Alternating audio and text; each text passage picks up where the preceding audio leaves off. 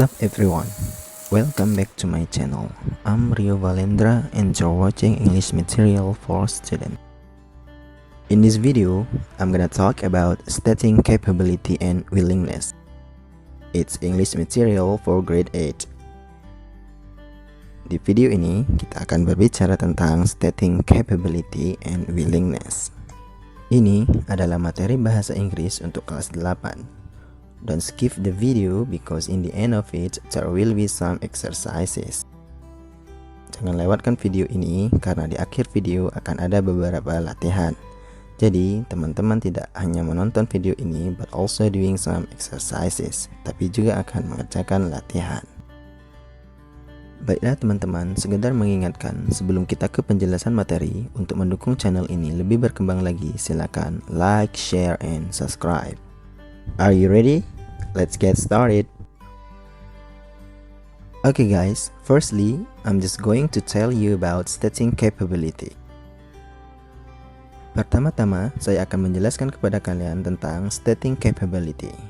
Untuk stating willingness, kita akan bahas di video selanjutnya. What is stating capability? Apa yang dimaksud dengan stating capability? Stating capability adalah ungkapan yang kita gunakan untuk menyatakan kemampuan atau kesanggupan untuk melakukan atau mengerjakan sesuatu. Nah, teman-teman, dalam mengungkapkan kemampuan atau kesanggupan dalam bahasa Inggris, kita dapat menggunakan modal auxiliary berupa can and could, yang artinya bisa atau dapat. Bagaimana membuat kalimat untuk menyatakan kemampuan atau kesanggupan dengan menggunakan kedua modal tersebut? Pertama, kalian harus tahu terlebih dahulu rumus dari kedua model tersebut. Mari kita lihat penjelasan yang pertama.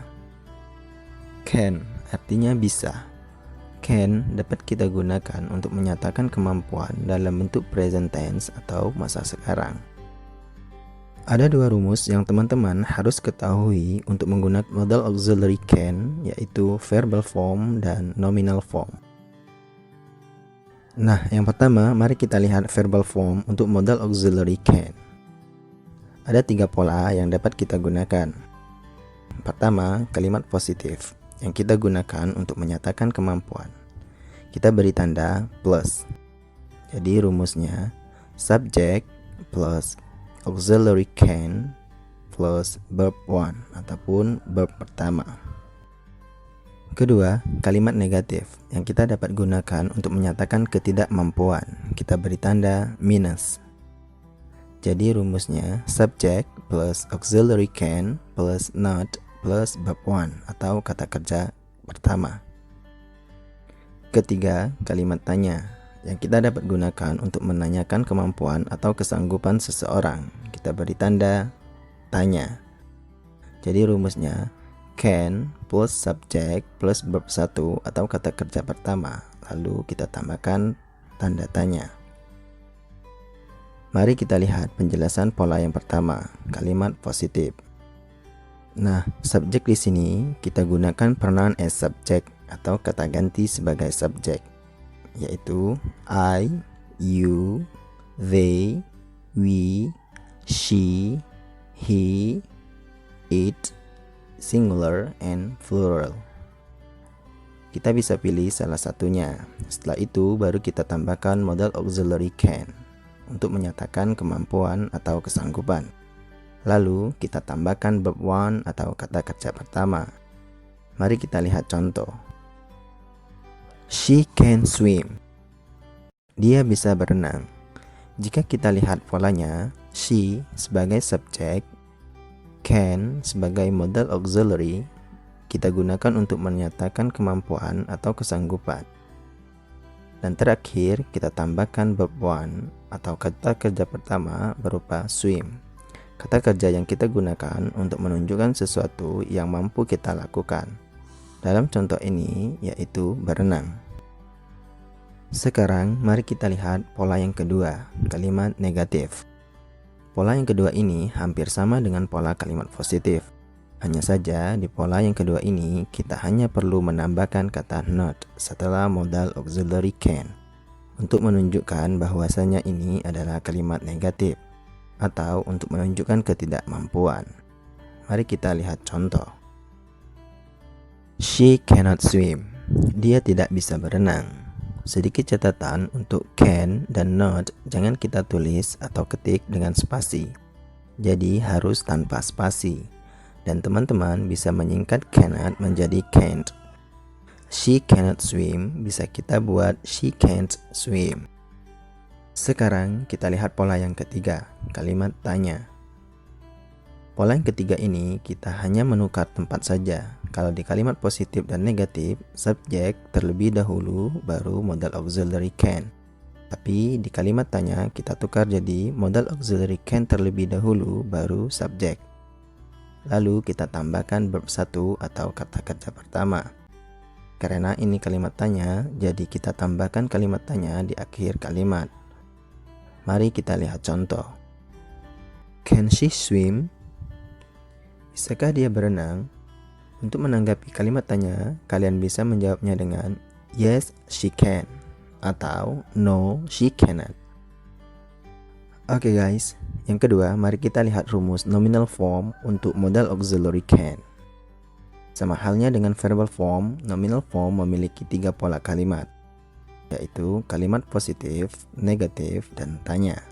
Yang membedakan keduanya adalah untuk verbal form, setelah modal auxiliary can harus diikuti kata kerja pertama atau sering disebut verb 1. Sedangkan untuk nominal form, setelah modal auxiliary can kita tambahkan be, lalu bisa diikuti noun, adjective, dan adverb. Untuk lebih jelasnya, mari kita lihat satu persatu pola kalimatnya. Untuk pola yang pertama, kalimat positif. Subject plus auxiliary can plus be plus noun atau adjective atau adverb. Contoh, he can be a footballer. Dia bisa menjadi seorang pesepak bola.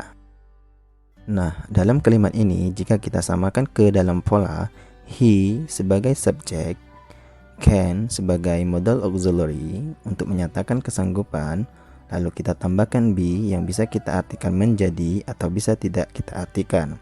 Lalu a footballer sebagai noun atau kata benda. Sekarang mari kita lihat pola yang kedua, kalimat negatif. Subject plus auxiliary can plus not plus be plus noun atau adjective atau adverb. Nah, pola yang kedua ini hampir sama dengan pola kalimat positif. Hanya saja di pola yang kedua ini kita hanya perlu menambahkan kata not setelah modal auxiliary can untuk menunjukkan bahwasanya ini adalah kalimat negatif atau untuk menunjukkan ketidakmampuan. Lalu baru kita tambahkan be. Mari kita lihat contoh. He cannot be a footballer. Dia tidak bisa menjadi seorang pesepak bola.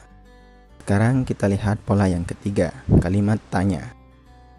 Auxiliary can plus subject plus be plus noun atau adjective atau adverb, lalu kita tambahkan tanda tanya. Nah, pola yang ketiga ini sama dengan kalimat tanya yang ada di verbal form. Kita hanya menukar tempat saja. Kalau di kalimat positif dan negatif, subjek terlebih dahulu baru modal auxiliary can. Tapi di kalimat tanya kita tukar saja modal auxiliary can terlebih dahulu baru subjek. Lalu kita tambahkan be. Lalu baru kita tambahkan noun atau adjective atau adverb. Karena ini kalimat tanya, jadi kita tambahkan kalimat tanya di akhir kalimat. Mari kita lihat contoh. Can he be a footballer? Bisakah dia menjadi seorang pesepak bola?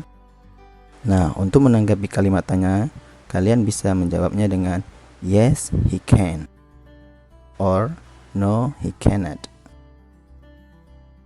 Okay guys, if you have another explanation how to use modal auxiliary can in stating capability, jika kalian memiliki penjelasan yang lain, please type it in the comment column.